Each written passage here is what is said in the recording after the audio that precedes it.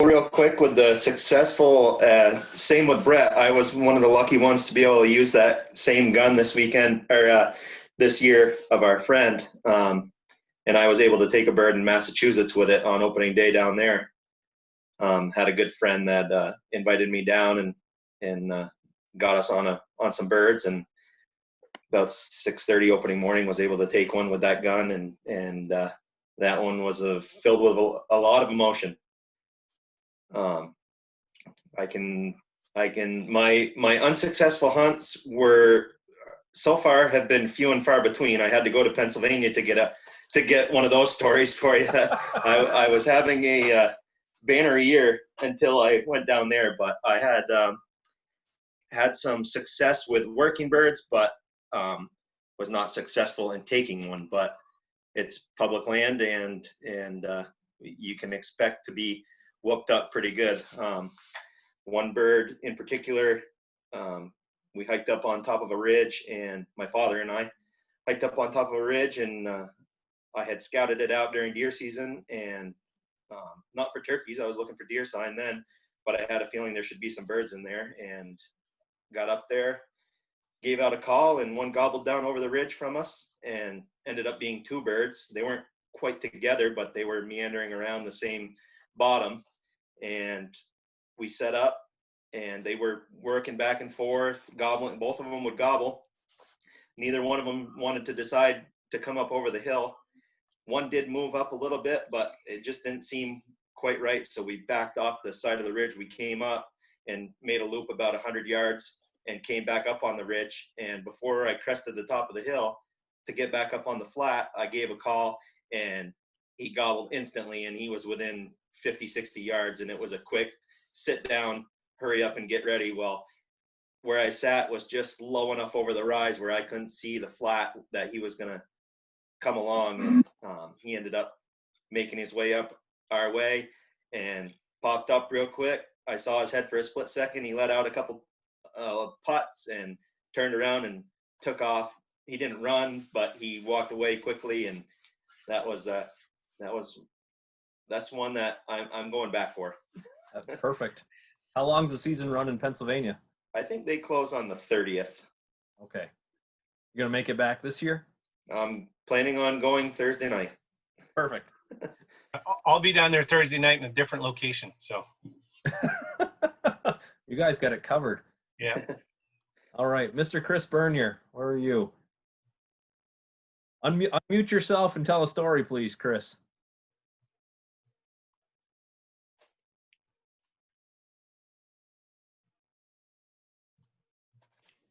There we go. I was having a little trouble unmuting. Sorry about that. Technology. Yeah, so I have very few successful stories to share, but I do have some, which is exciting. Plenty of unsuccessful ones. I'll start with my unsuccessful one first. It was my most memorable failure. I was here on my property and had been working a bird, not for a huge amount of time, but he was clearly coming in. I had heard him across the ridge or across the small valley, and he was coming in, and I was very new to it at that point. Admittedly, I still am probably in most people's views, but I was doing the best I could to make some calls on slate, and I'm thinking to myself as I'm going, well, this is terrible. I'm not doing very good, but it's coming in. So I kept on working it, and I got to the point where I was like, oh boy, he's pretty close. He's going to be here soon. So I got the slate down, got positioned, got ready, and lo and behold, there's a shotgun blast right below me and my underneath me, which is fine, you know. It's just kind of funny how that happens. So a successful story was actually this spring. I had been inspired by the last live stream that I participated in with a group with Brett doing his string of calls. And so I spent some time practicing on my calls, YouTubing, trying to get better at it. Again, I'm a relatively new turkey hunter, so I've got a lot of learning to do still. But then I also went and I listened to Brent's live stream about roosting birds, which was just a few weeks earlier. And I had never tried roosting a bird. It wasn't a tactic that I ever tried. And so I said, oh, I'll give it a whirl. I couldn't hunt opening day just because I was busy with work and stuff. So that evening, I took my 3 kids and we did a long hike up on the ridge from home here. And I was doing my best to imitate an owl along the way. No response, no response, no response. We were at the very last place where I had planned to go before turning around to come home. And I gave a hoot, and sure enough, I got a response from Tom. I was like, awesome. So I hooted a couple more times and was able to generally locate him. We hiked home in the dark with no flashlight because I didn't plan that properly. Made it home, and then the next morning I was back. It's about a 40-minute hike from home to this place at the top of a pretty good sized hill. Nice opening. I set up in pre-dawn, and before I had even had a chance to call, I heard him start to gobble. So I gave just a few, I'm interested kind of things, and sure enough, he was on. And then I was worried. I had to check the clock because it was still, that time, the shooting hours was right there. So I'm checking my cell phone on the ground. I'm like, oh man, don't come in too quick. Don't come in too quick. And lo and behold, he came right in, 10 yards, broadside, stopped, and had a nice clean shot, nice 2-year-old bird. And I was home before my family was out of bed. That's the first time in my hunting career that's ever happened. So that was a big one for me. Awesome. Nice. So thanks, Brett and Brent, for your Yeah. hints and inspiration. It worked for me this year. So That's what kudos. we wanted. That's Yeah. what we wanted. Roosting is hit or miss sometimes, but it definitely makes it easier. Gives you a good place to start for sure. Well, I haven't had success roosting a bird since, so I was under the impression that it would be easy now, and it's not. It's not easy, but if you can find one, it gets you the extra motivation to wake up at 2:30, 3 o'clock in the morning for sure. That's right. Definitely. This time of year, guys, do you think that roosting is still effective? Is it effective through the whole season? Yeah, I would say. Yeah. I plan on, I have a buddy that I'm going to hunt with on Wednesday morning, and we're going to go try to find something tomorrow night. Same here. I'd be out roosting right now if I wasn't talking to you guys. So It's too early. well, I'd be out riding to get ready to roost. Oh yeah, you got to cross the river. What do you guys use for roosting calls? What's your preference? I just use my voice and owl hoot with my voice. Just Me as well. yeah. Try to sound like a owl best you can, but I mean you can use pretty much, there's so many things you can use to get a turkey to gobble. You could actually call, a goose could get them to gobble, an airplane, a loud truck. There's a lot of things. Yep. All right. So if everyone else on here is like me and we haven't shot a turkey yet, where do you start tonight or tomorrow morning to rectify the situation?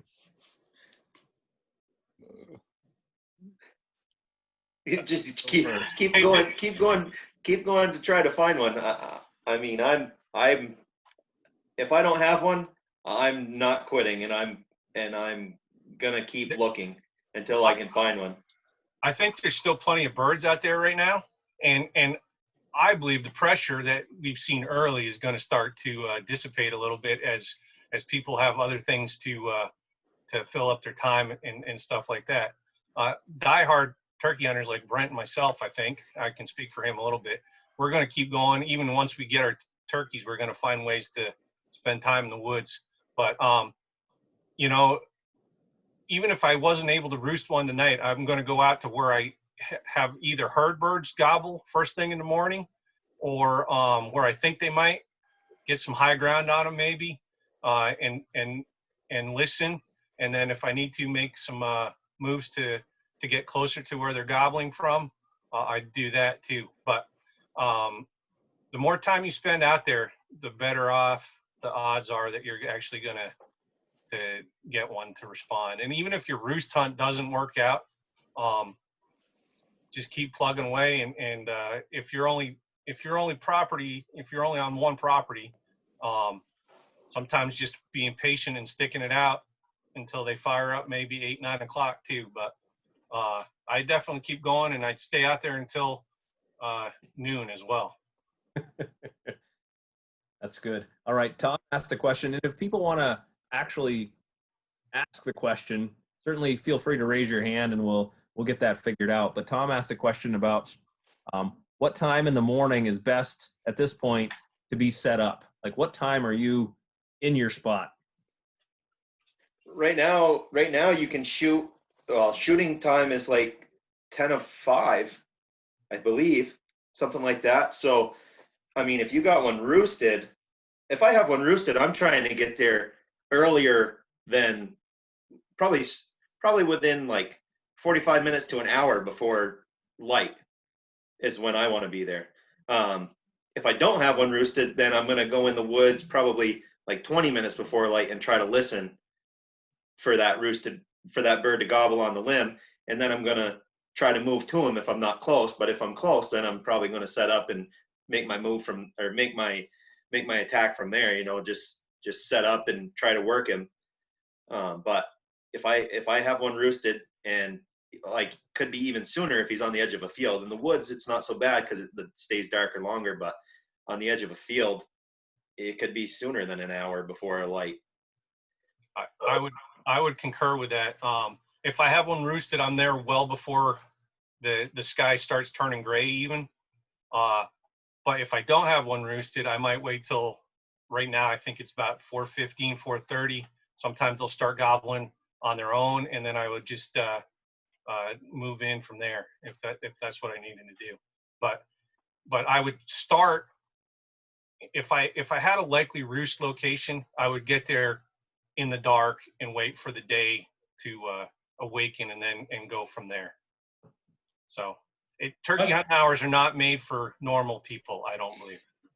I feel Right, pretty normal. but speaking as a normal person, I would say if you can't get there in the ideal time frame and you have a bird roosted, just still get out there as early as you can. But I would say maybe not get in quite as close because you don't want to, you know, spook it out.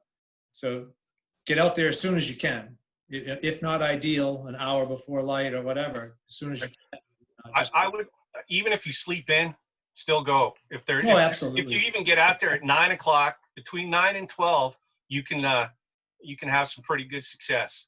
I prefer to first thing off the roost, but I'm going to hunt until I can't hunt anymore, which would be noon most days. Or if I'm trying to do a before work hunt, 7:30 would be my cutoff time. But yeah, the more time you spend out there, the more you learn the land that you're hunting, the more successful you're going to be at it. Yeah, nice. All right, I'm going to unmute Matt Lacey, who wrote a long question, and I'd just as soon he chat about that with you boys. Yeah, sorry, a little verbose. College kids. Yeah, I've had a lot of unsuccessful stories so far. I've been able to get out a lot, luckily, but I'm a very new turkey hunter, and this is my first season. I'm having a hard time setting up on birds. I'm not having any issues finding roosted birds gobbling around 4:30 in the morning. But I just don't, I've gotten too close where I've spooked them off the roost. I felt like I've been too far away where I can't get them to come into me. I'm hunting a lot of like hilly, thick hardwood public land. So I just didn't know if I need to get up on a ridge line. Should I be setting out a decoy? How would you best recommend going about setting up?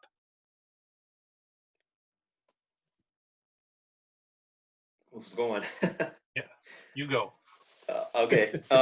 So it's tough. It kind of depends on how crunchy the leaves are and stuff, as how close you get. It sounds like these birds possibly have been pressured, or they have hens. Henned up birds, it's kind of like mid-morning would be a better time to get on them. Pressured birds, you might need to adjust your calling. You might need to tone it down and not be real aggressive with them, and maybe even try to work the hens. Your best bet is to work, if you can work the hens, then get their attention and get them to come looking for you, there's a very good chance that that tom is going to follow them and head your way.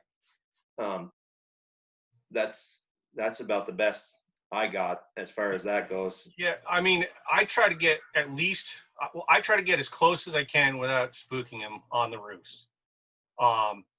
I'm a little aggressive that way. Sometimes I spook them, and it's just going to be part of the process.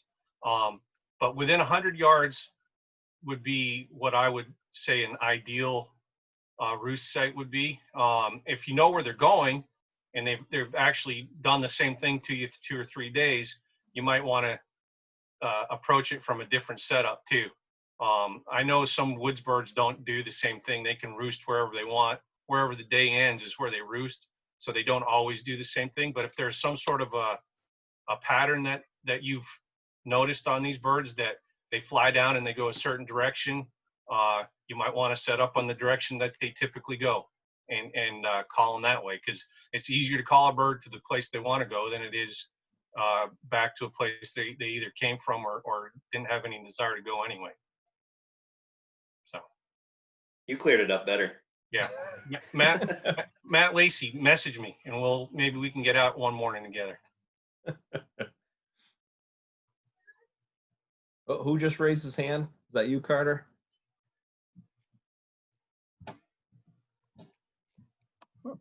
There we got you. go. Go ahead. One thing I just wanted to add on to what the boys have said is turkeys have pretty poor nighttime vision, and they sit up on that roost all night and they hear all kinds of creatures, deer, bear, raccoons, skunks walking around.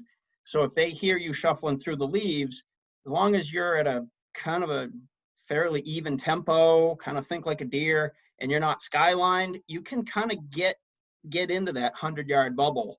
As long as it's still pretty dim light. So, and then another thing I just wanted to add, these kind of the pressured birds, late season stuff, leaf scratching and some light purrs, some light clucks can go a long way. Amazing how far a bird can hear just a tiny little purr. So. Nice, thanks. Yeah. I wear my skunk outfit sometimes when I'm walking, so. Not really. I'm joking. I have a possum too. So talking about turkey nighttime vision, just a question I've kind of had, obviously from a safety perspective, anytime at night you should have some sort of light. But wearing a headlight or a flashlight walking in, what would that do for them, spooking them? Should you try to hide that from them as best you can, or? I generally walk without one, but if I do use one, then I'll just hold it in my hand real tight, so just a little beam comes out through there, just to light up any sticks or whatever in front of me. But I try not to use one if I know I'm going close to a bird. Or you don't have lights on them, so and turkeys hear that all the time. So I've used lights and actually set up a ground blind pretty close to where they're roosted without too much trouble.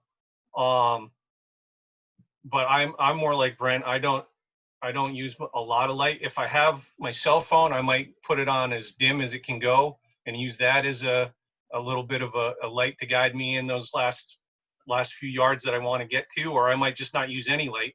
Once I get within where I think that they might be able to see me, I might just shut the light off and then sneak in the last few yards from there. So. Chris, I'm going to direct a question to you. Do you think the toms are still henned up? So I've talked with a number of turkey hunters over the last, last several weeks anyway, but more recently, and getting mixed reports. I am still hearing of people seeing toms henned up. So yeah, I think it varies from place to place in the state. Varies, elevation where you're hunting, whether you're in the valley or up in the mountains or in the northern part of the state, the southern part of the state. But I think they're still henned up in places. I thought I saw a question about the status of the harvest. Is that correct? Yes. Yeah. Go ahead and fill us in. Yeah. So there's been Make us feel even worse. What's that? Make us feel even worse. Got one. Well, we leading up to the season, there was a lot of anxiety about the anticipated crush of hunters with all the time that people had and whatnot. And that did bear out. We saw early on, pretty significant increases in license sales. But as the season got underway, the license sales petered off. So it was basically people buying licenses earlier than normal in anticipation. So at this point, for the regular, resident license holders here in the state, we're still a couple thousand licenses shy of where we were in 2010. So we still haven't even equaled or passed our record license sale year. And as far as the harvest, I've been running some numbers here today, actually, just to kind of check it out. And we're almost exactly at average harvest for the last 10 years. And that's statewide. Of course, it's going to be a little higher in some places, a little lower in other places. But on average, we're average harvest right now. So even with the additional effort, more time in the woods, more hunters potentially in the woods, the harvest is about the same. And the youth season, which is 2 day, this weekend before opening season, we had a 13% increase in license sales for youth. And that harvest also ended up being exactly average. I mean, literally, it was almost exactly the average for the previous 3-year harvest. So, I mean, that's good, I guess, and not so good if you're one of the ones that didn't get a bird yet, but been pretty good. Nice looking birds. It's been fun. We've been, our online reporting system allows hunters to upload photos of their, we actually request that they upload a photo. We don't require it, but we request it.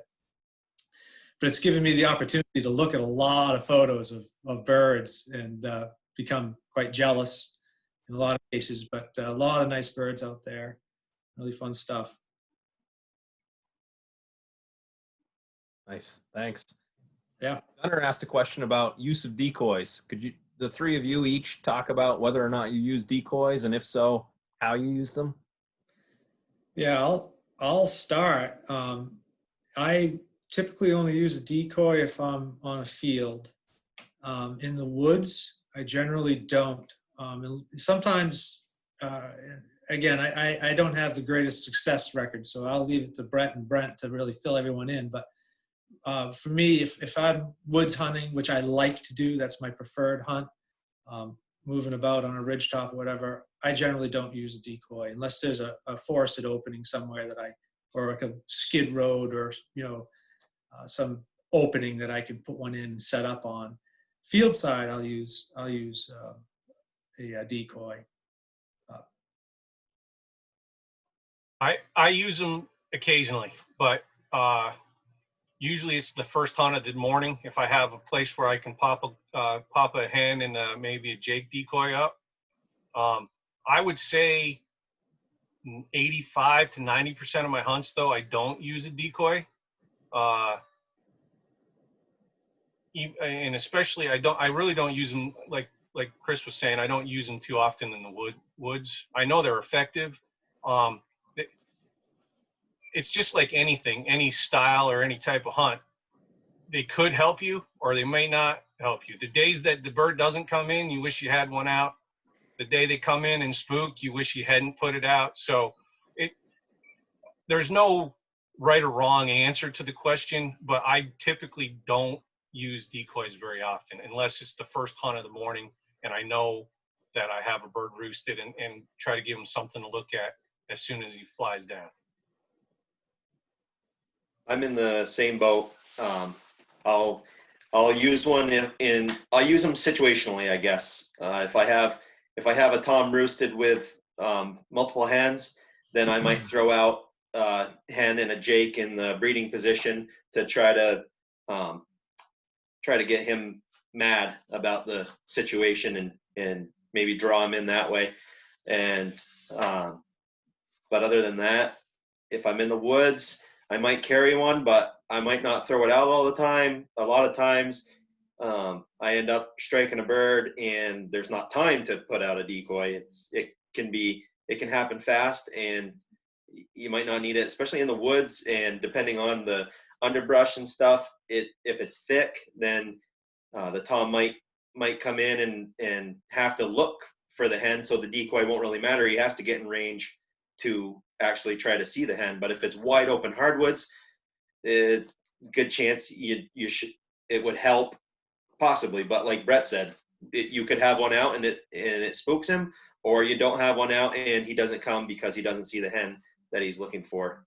Had a perfect example down in Pennsylvania last week where saw this tom and the hen, and we circled around, got set up, and I called, he gobbled, and he came through some brush and got into the opening where they had thrashed some underbrush stuff, and he didn't see the hen, and he wasn't coming any further. He was about 65 yards, and he wouldn't come any closer. He'd strut and gobble, and then finally he said, I don't see you. So he turned around and went back to the hen that he did have, and we ended up working him for a couple hours, but he was not going to come without seeing a hen.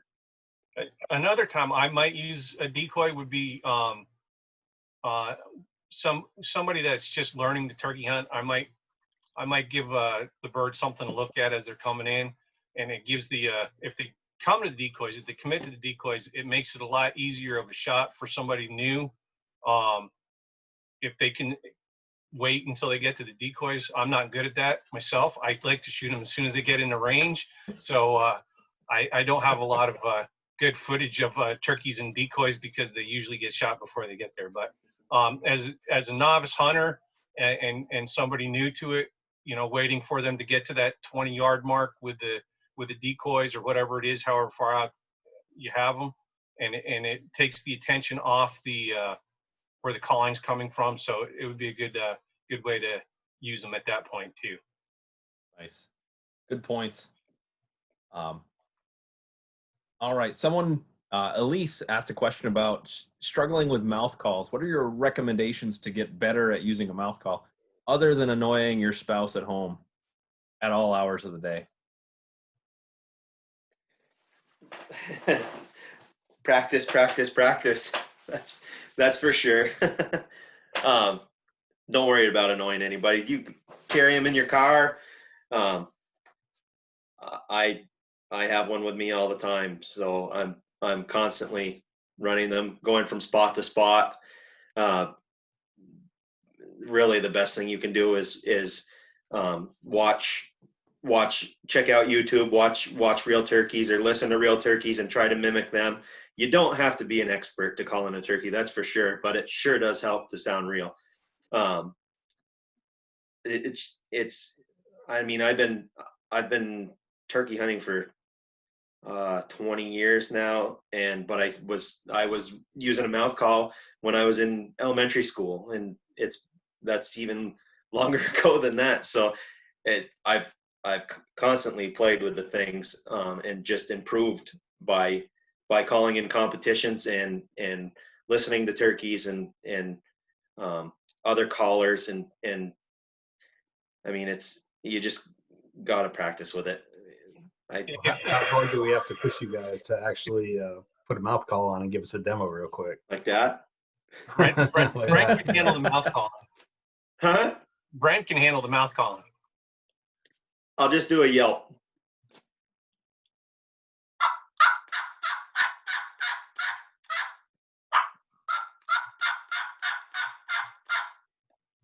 That's basically a plain yelp. You can learn that, and you can work from that. When I first started out, I was kind of saying like chuck, chuck, chuck with the call, and I'll show you what it sounded like when I first started turkey calling.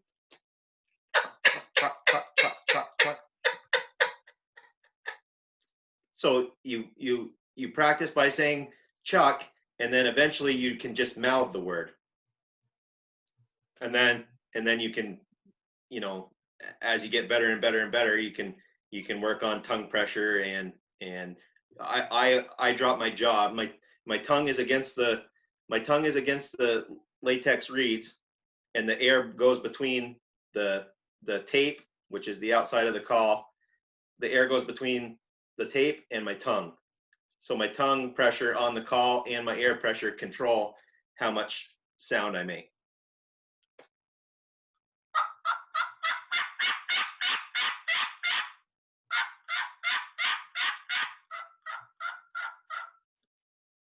That's all air pressure and tongue pressure. And it just takes practice. Yep. Elise, I want you to go grab your call. We'll unmute you. I'm serious.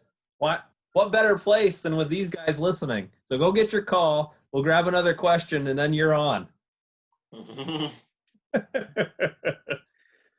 Brandon, I'm going to unmute you. Another long question. Go ahead and ask it.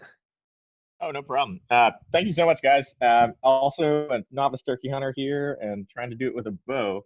And I'm trying to figure out, I've patterned these 2 turkeys that are 2 toms, and they've basically hung up on me every time that I've kind of set up on them. And I've got basically like a Jake and then another feeding hand decoy out on the field. And every time I've seen them, they hang up at about 100 or so yards, and they'll respond to my call and just kind of hang out. And so I was wondering if you could give any advice for birds that are hanging up, and then also any advice in general for people who are trying to turkey hunt with bows.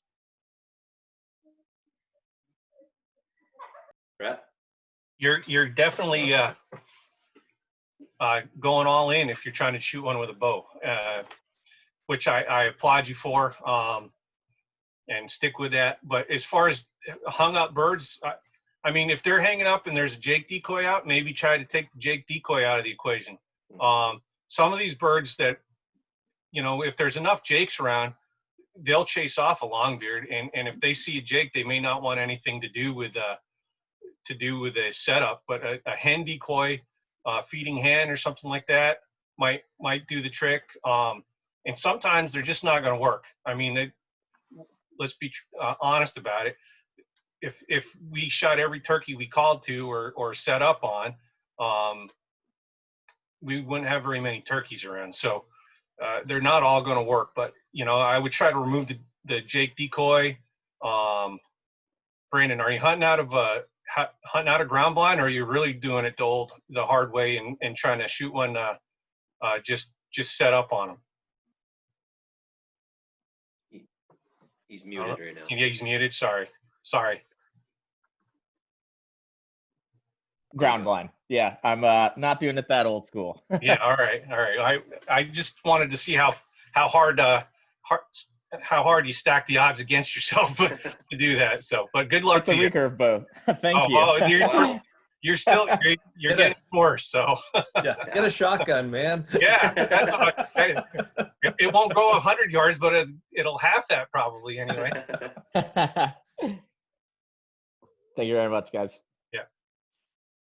Brent, did you have any advice? Same. I was going to say the same thing. Try it without that Jake decoy.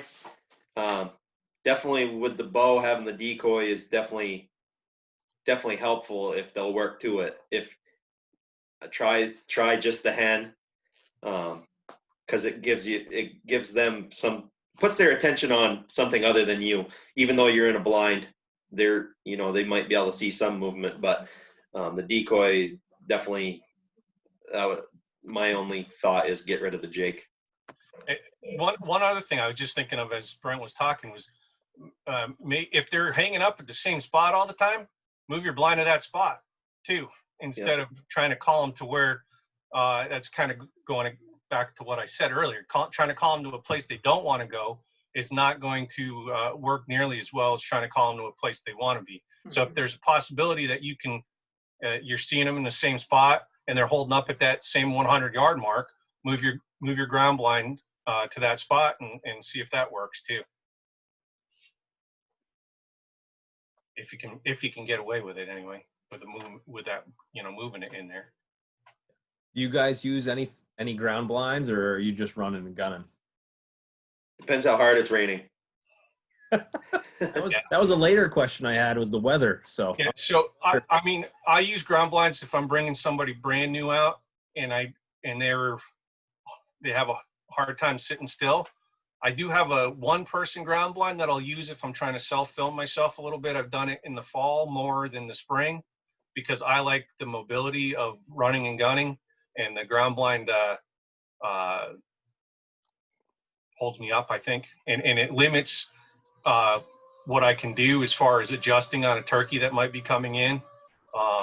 If they're coming farther to the right than I wanted them to, A ground blind might limit the fact that I can get turned on that turkey, whereas if I'm out of a ground blind, I can kind of slide around the tree as the bird's coming in from a different angle. So it depends on situation.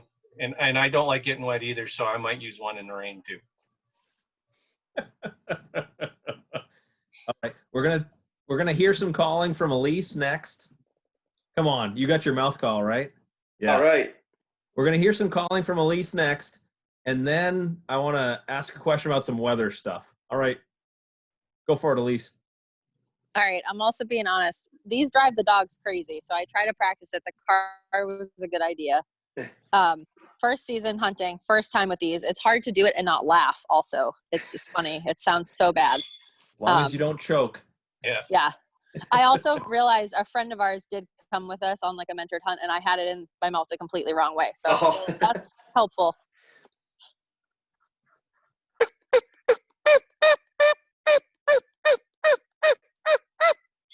You're getting the sound out of it. I feel like it's very high pitched though. Like it's No. very, no? Nope. Not from what I hear.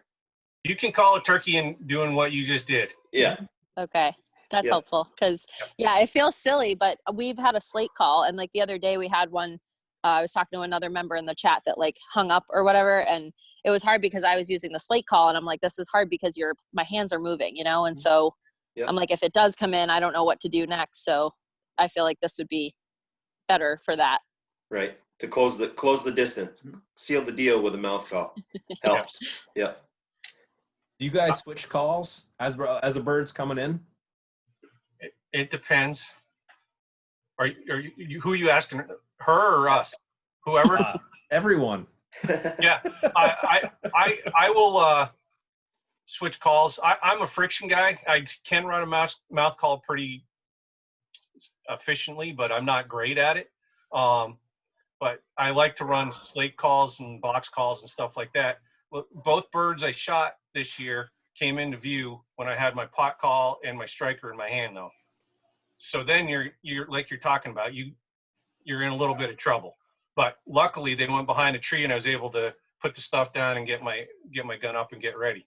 If they're getting that close, you probably should put the stuff down. I get away with a little bit more movement than I probably ought to, but the mouth call definitely would help you out there. And I do switch calls, but if they're answering one call over another, I'm sticking with that one call. Yeah. I typically like to use mouth calls most of the time, but I carry slate calls, pot calls, glass, slate, crystal, whatever, and the box calls for covering more distance.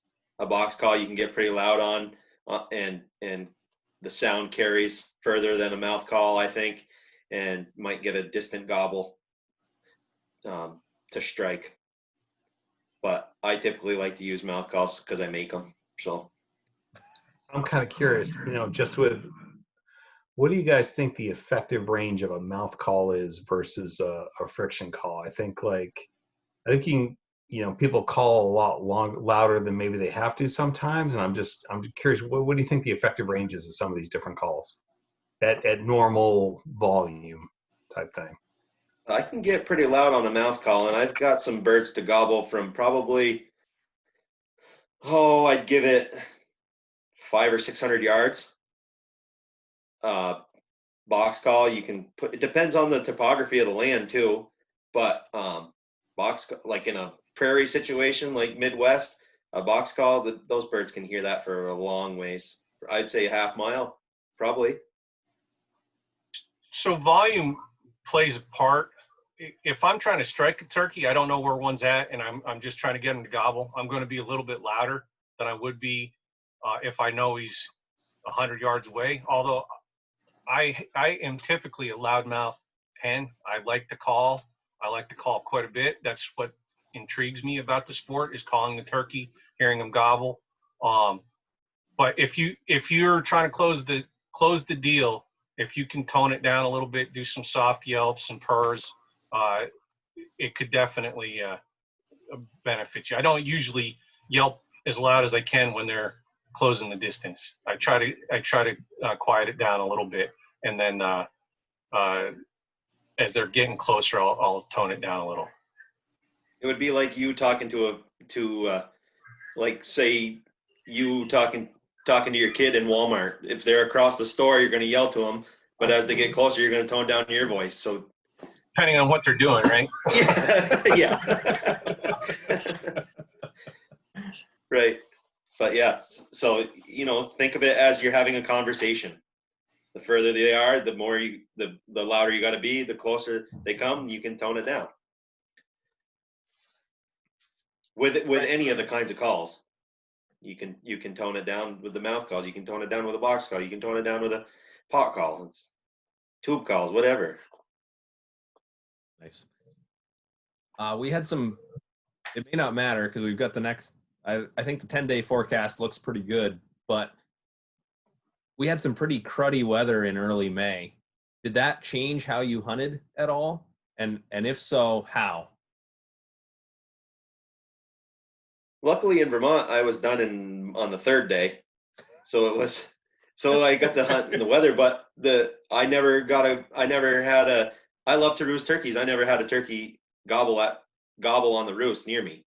I never heard a turkey gobble on the roost. I shot my first bird on opening day at 9:30, and then the second day I went on a 3.5 mile hike and called in one Jake, and that was around 8 something.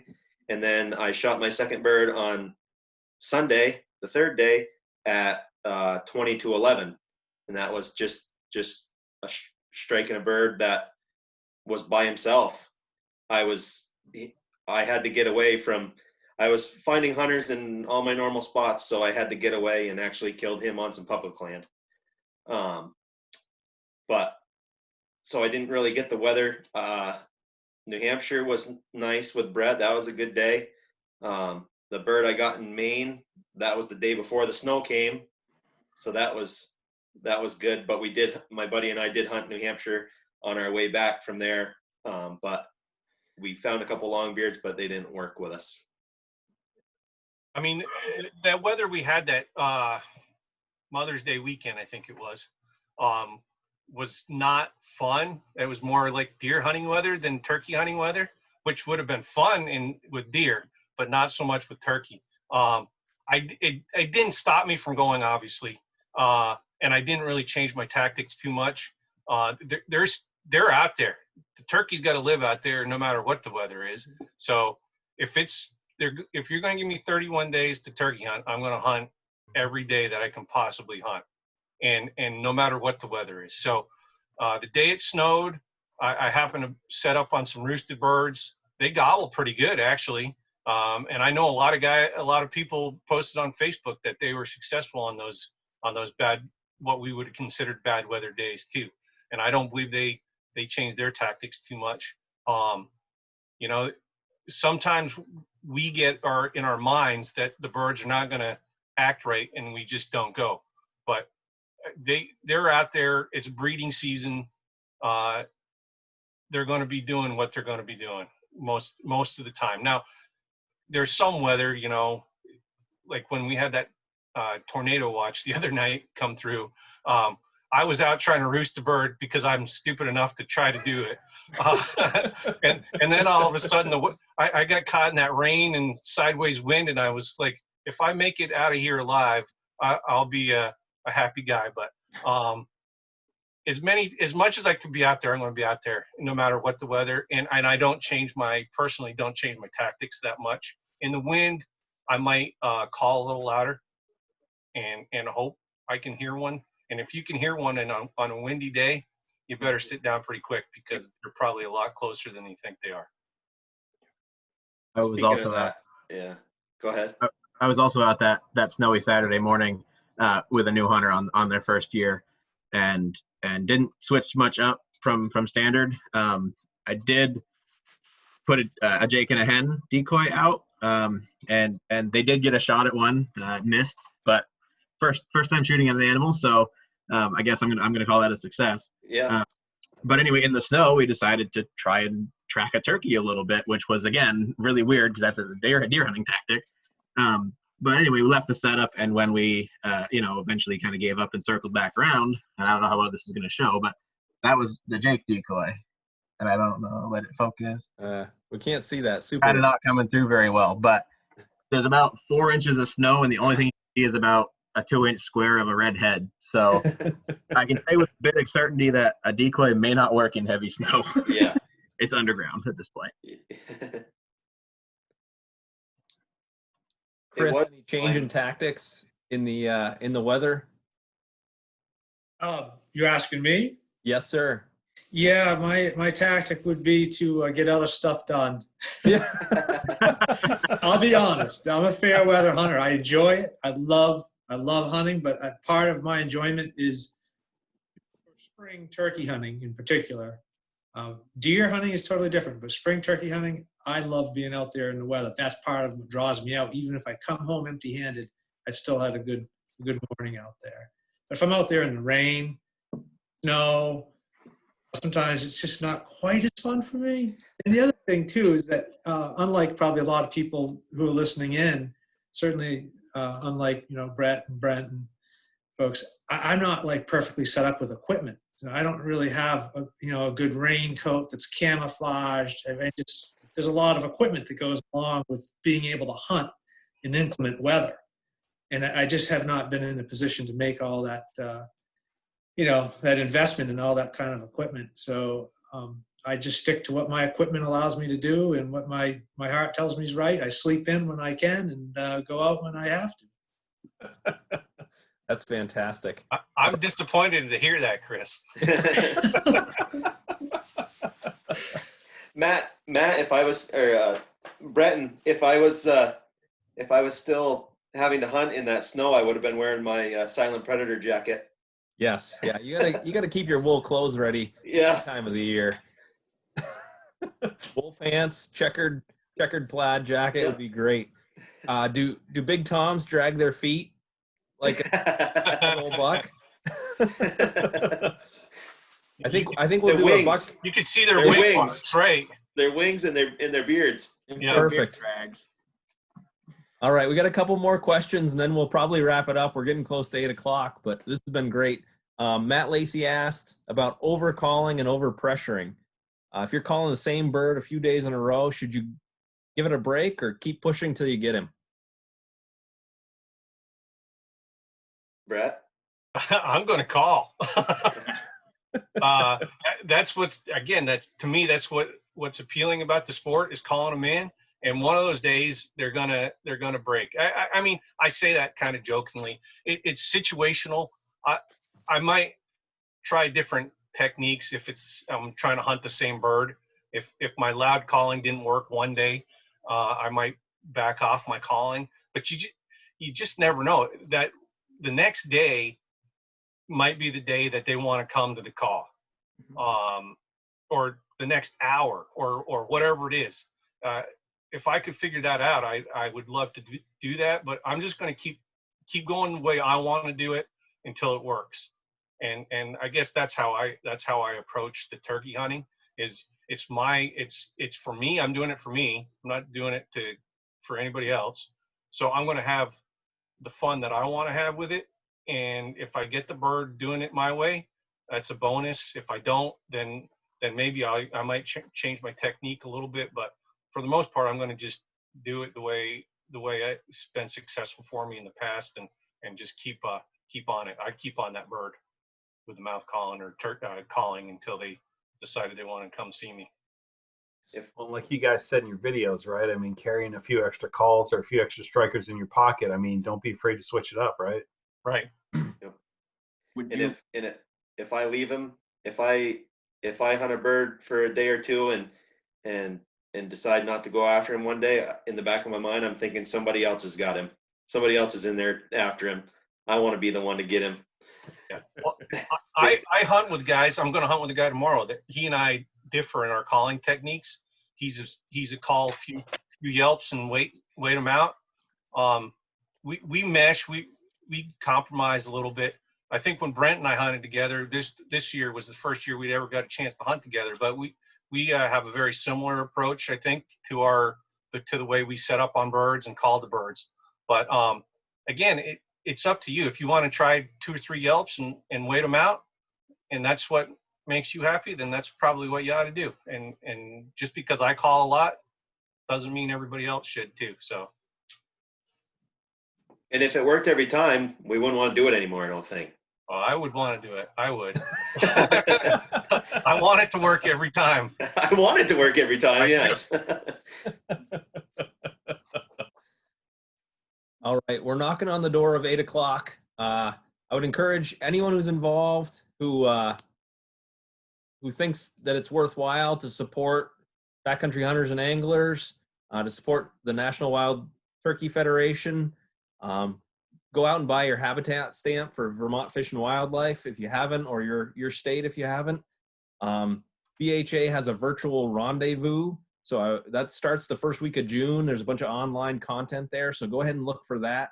For our guests, Chris, Brett, and then Brent, please share any final thoughts you might have. Well, I'd just say, to those that are maybe just looking at getting started, and there's a tendency to worry about you not doing it right, or you don't have all the right equipment, or maybe it's a little overwhelming that there's so much to get and learn. I think the bottom line is to get out there. It's a fulfilling thing to do no matter whether you come home with a bird or not.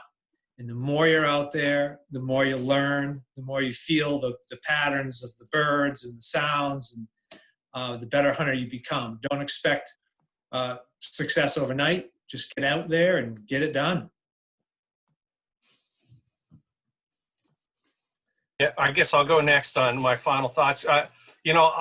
I like to share the turkey woods with as many people as I can. I know this year has been a little bit of a weird year for that, but this virtual stuff is pretty cool too. So if you ever have any questions, I'm easy to find on Facebook. I think I might be the only Brett Ledoux in the world, but I'll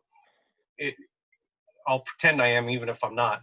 So if you have any questions and need more follow-up or whatever, I'm always available, and I like to hear success stories and failure stories too. So don't be afraid to reach out to me. And like I said, it's your turkey hunt or it's your hunt. Do it the way you want to. And I agree with Chris. I have gear. I could run a store with all the gear I have, but I've also been doing it for 20, 30 years. So start out and then just keep adding stuff every year to your arsenal, and get out there and enjoy it. That the gobble of the wild turkey is what drives me. I don't know. I think about it all 365 days a year, 24 hours a day, 7 days a week. It's what's on my mind all the time. So I would just get out there and enjoy it as much as you can. Love the passion, Brett. All right, Brent, you're going to wrap us up. For all you new hunters, don't get discouraged. Stay after it. There's nothing better than being out in the woods. It doesn't have to be a successful hunt to be a fun hunt. There's so many things to see. There's so many things to hear. Birds chirping to turkeys gobbling to finding a fawn to seeing deer to seeing whatever. It's just that time of year where it's a great time to be out there. So keep after it. Don't give up. Those turkeys, their brains are no bigger than the end of your thumb. So you can outsmart them. That's fantastic. All right. Anything, very, very last things from our partners? Matt DeBona, banquet's coming up. What's the plan? Carter, why don't you field that one for us, bud? Sure. No, Mr. Brett Ledoux right there, his banquet, the Upper Valley Longbeards, is going to be July 11th right now. We've got the North Country Long Spurs, they're on hold, and the Northeast Kingdom Longbeards, we're kind of in the midst of rescheduling a banquet that was going to be early June. Lamoille County Strutters, they're August 8th. So we got some good stuff going on. Events.nwtf.org. check that out. Just one thing I just have to say, I really appreciate the partnership here. It's so important. And I thank Backcountry Hunters and Anglers for allowing us in and being able to share in working with something that's so dear to all of us. So thank you, everybody. Yeah, awesome. All right, good night, everyone. Send your questions out and get someone to do Hunter Ed online. That's going on right now, and hopefully we'll have more hunters in the woods and a little bit more public land to hunt for everybody. All right, we're gonna close the meeting. Good night, everyone. Thank you. Thank you. Thanks, guys. Thanks for coming, everybody. That was fun.